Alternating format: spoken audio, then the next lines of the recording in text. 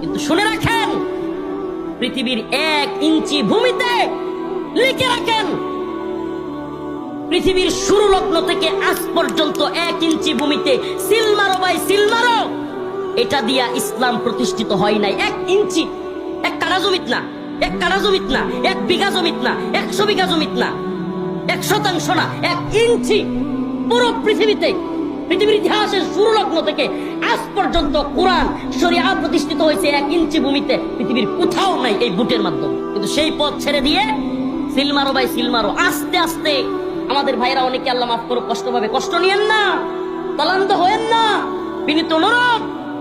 আস্তে আস্তে আমরা এখন হিন্দু বেড়ার এমপি বানানোর চেষ্টা করতেছি। আমাদের অবস্থানটা আস্তে আস্তে কোথায় যাচ্ছে?